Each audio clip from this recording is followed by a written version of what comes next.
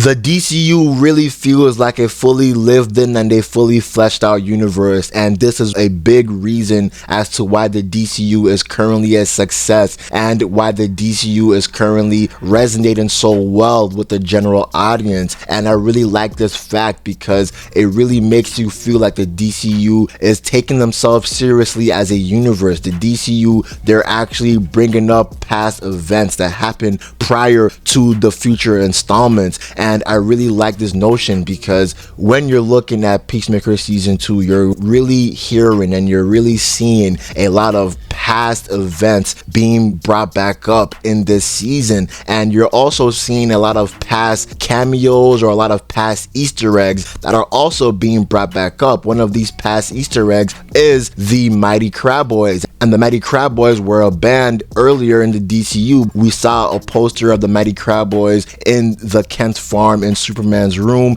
and also the Mighty Crab Boys was seen in Creature Commandos when the Bride and Frankenstein, they were battling each other because the Bride was being chased by Frankenstein through decades. Frankenstein was chasing the Bride through the 1920s, 1930s, 1940s, 1950s, and so on and so forth. And in one of their encounters when they were punching each other, you saw the logo of the Mighty Crab Boys on one of Frankenstein's shirts. So I really like that this universe is actually feeling like a real life universe. And another reference that I can bring up is not really a reference, it's more of an event, because remember in the Superman movie, Lex Luthor was trying to literally split Metropolis in half just so that he can piss off Superman. He was using his pocket dimensional doors to destroy Metropolis. He really was a psychotic maniac. But the thing is, it's really good that the DCU is not forgetting this near cataclysmic event, because something like this,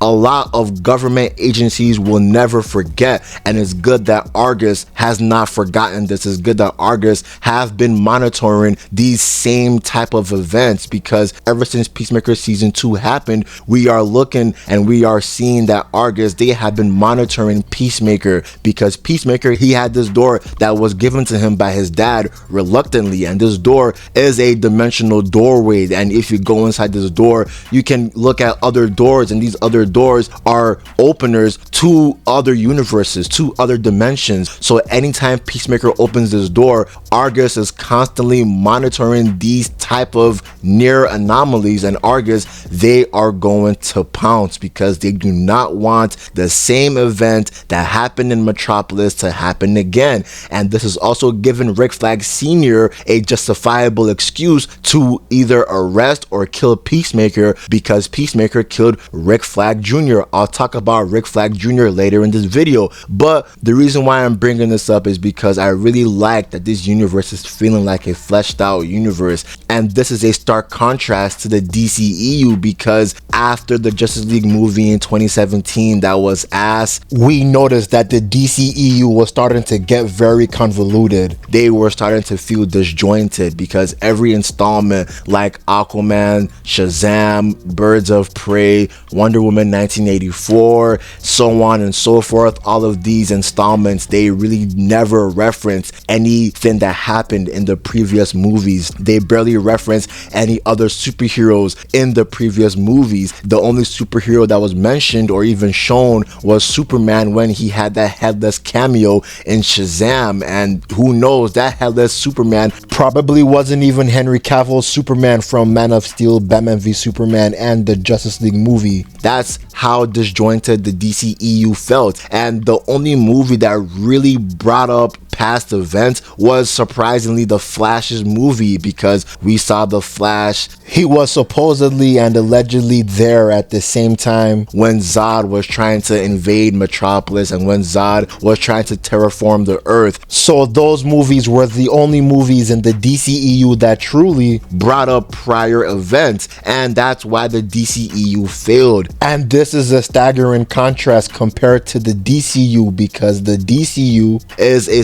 success right now because fans are actually realizing that this universe is taking itself seriously. This universe is not forgetting previous events and previous people, previous Easter eggs. And another prior cameo characters or character and event that the DCU just recently brought back up is the Sons of Liberty, because the last time we saw the Sons of Liberty was in Creature Commandos, because remember, Cersei was hiring the Sons of Liberty to enact that stupid plan that they were trying to overthrow Pokalistan, but the Creature Commandos, they stopped that and they killed the Sons of Liberty. Well, the Sons of Liberty got brought back up again, but the thing is, they are not currently in our universe again. They are actually in the other universe that Peacemaker went into, and this other universe is perfect in Peacemaker's eyes. He is seeing that his life is perfect. He's seeing that he's actually with the girl that he wants, Emilia Harcourt. His brother's alive, his dad's alive, and his dad does not hate him,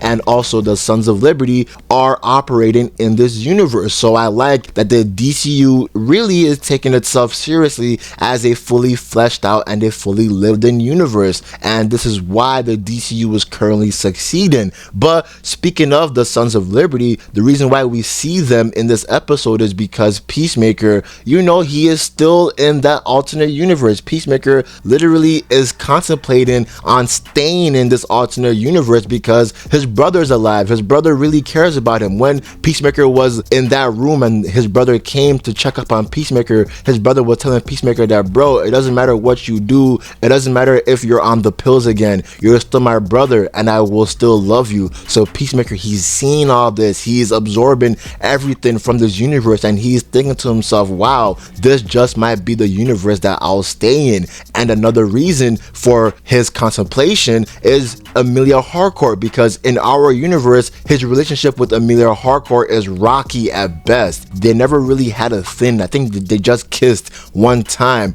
and Emilia Harcourt, she's way more distant in our universe than in the alternate universe, because this Emilia Harcourt, her and Peacemaker actually had a previous relationship. It's just that this universe's Peacemaker was an asshole. I think he cheated on her multiple times, and you know, he kind of raw dogged her, but they actually had a relationship. And the funny thing is, Emilia Harcourt is trying to rekindle that relationship only if Peacemaker is not a dog anymore. And when Peacemaker and Emilia Harcourt, they leave Argus's base and they were walking, you know, they were basically on a date. It was a good date. They got something to eat, they got some hot dogs, they got some snacks, and they were on this park bench talking and reminiscing about the past life that they had. And Peacemaker was reassuring Emilia Harcourt that, look, I will be completely honest with you, I will never do what I did beforehand, I will never raw dog you ever again. And as Emilia Harcourt was contemplating this decision, she told Peacemaker, look, we can both think about this, we can both talk about this later, but if you're down to be committed, I'm down to be committed. But this interaction was interrupted by the Sons of Liberty, and the Sons of Liberty are a white supremacist group, and they are basically an ultra patriotic paramilitary who are just trying to, you know, overthrow anything. And their motives for this scene is that they were trying to kill a government official. I think they were trying to kill every government official in every building. I forgot how they explained it, but Peacemaker eventually stopped this attempted overthrow, and I really liked how Peacemaker did this because he climbed onto a different roof and he jumped from that roof into the building that is currently being overthrown, and he broke into the window, right? He started to one by one single-handedly kill all the members of the Sons of Liberty without using a suit. That shit was peak. I can't lie to you. This scene was peak, man. Peacemaker was using a hatchet, he was using pencils, he was using anything, he was using their own guns to kill the Sons of Liberty. And when Peacemaker, he now killed every single member, he single-handedly stopped the bomb from blowing up because he extracted all of the cable cords. And I really like this comic booky scene because, bro, after Peacemaker did this, right, and after everyone was evacuated, Captain Triumph Peacemaker's brother, he came onto the scene. Now, I will not talk about Captain Triumph's costume because it's not comic accurate, but the reason why I won't talk about it is because this Captain Triumph is from a different universe. He is not from the universe that the original Captain Triumph is, so I don't care if they take liberties with this costume, considering the fact that this is not the real Captain Triumph. But I really love this scene when Captain Triumph, he flew so fast and he now completely clipped the wings of that helicopter, and the helicopter exploded and it now crash landed down. I like seeing these comic booky type of scenes because it reassures me that wow, we are living in a universe where superheroes are just flying and they have this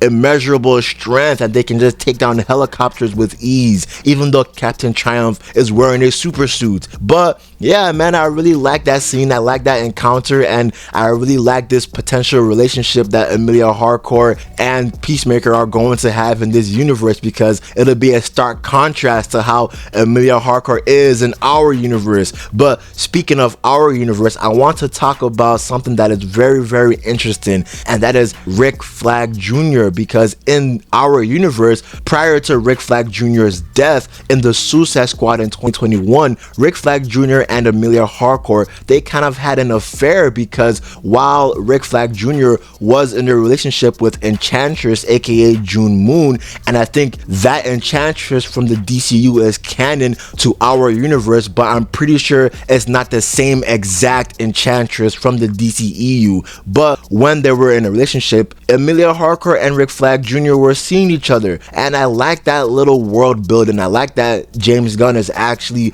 making this universe feel like it's really a real fleshed out universe. But we all saw the backstory of Rick Flag Jr.'s death, but that's not the last time we will see Rick Flag Jr. in this episode, because in the alternate universe, prior to the events of the Sons of Liberty, we see Rick Flag Jr. in this universe, and Rick Flag Jr. and Emilia Harcourt, they have an on and off type of relationship too. And when Peacemaker, he goes into the Argus base because, you know, he was texting Emilia Harcourt and she agreed for her and Peacemaker to meet and to talk and to not do anything else. When we see the scene inside the Argus's building, we are looking at Rick Flag Jr. and Rick Flag Jr. in this universe. He is clumsy, he is goofy, he is a stark contrast to our Rick Flag Jr. in our universe that died, because that Rick Flag Jr. was more stoic, he was more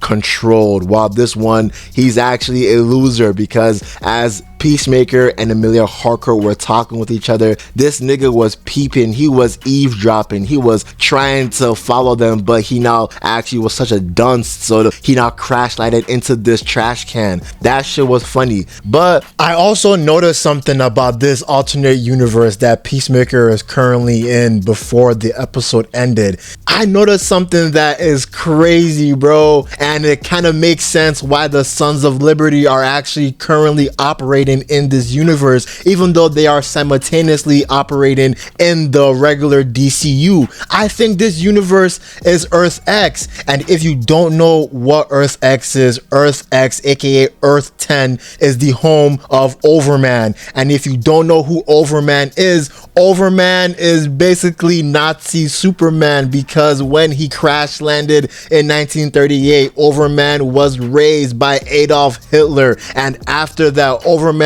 created his own Nazi Justice League. That's why, honestly, the theory that I'm thinking and many other people are thinking, the theory makes sense, because bro, I have not seen a black person in this universe. I haven't seen a Hispanic person, an Asian person. I haven't seen any other people of color in this universe, bro. I've only seen white Caucasians. And if James Gunn goes this route, I think this is a masterclass in storytelling, because you have to remember, Peacemaker's dad in our current DCU was a racist. Peacemaker's dad was a white supremacist. He was basically a neo-Nazi.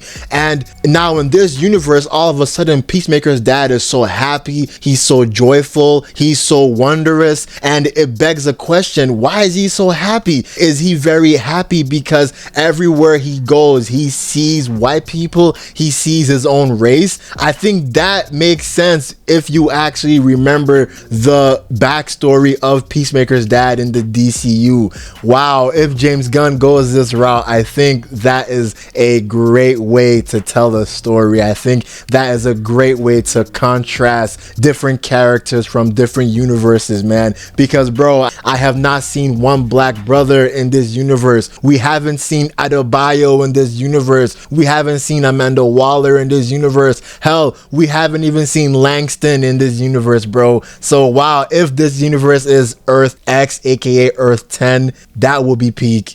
I can't lie. Enough talking about all these people. I want to talk about someone else, and that's Sasha Bordeaux, because, bro, I can't lie to you, bro. She is fine shit, bro. I can't lie to you, bro. She is beautiful in my honest opinion, but the reason why I'm bringing her up is because at the end of the episode, we are seeing Sasha Bordeaux. She has had enough. She has had enough of Johnny Canamos' bullshit. She even tried to fire Johnny Canamos, but Johnny Canamos said, no, okay, I don't want to be fired. And the reason why she has had enough of this bullshit is because Langston, he told her that, you know, this duck, he got the best of us. This duck was beating our ass, and this duck nearly killed my soldiers. But, you know, obviously it wasn't a duck, it was eagerly an eagle. So Sasha Bordeaux, she is bringing her strike team, and her strike team is far more efficient than Langston's strike team, and they are going to Peacemaker's home in order to kill eagerly. And Johnny Canamos, he doesn't want to do it, but Sasha Bordeaux is just telling Johnny Canamos, you better do it or you're fired. And Johnny Canamos was like, bro, I'm not trying to get fired, bro. But Johnny Canamos, bro, this nigga is a snake. He's trying to slime out his people, but I don't think he has a choice. I think they're kind of holding him by the balls, man. So I want to see what will happen with this scene in the next episode. Are they going to kill eagerly, bro? That shit would be crazy. But that's the end of the video, man. I really like Peacemaker season 2 so far. I think this is their best episode that they have produced in this season so far. Honestly, this episode is like a 9 out of 10 for me, even though it was too short. But what do you guys think of this season? I'm out. Peace.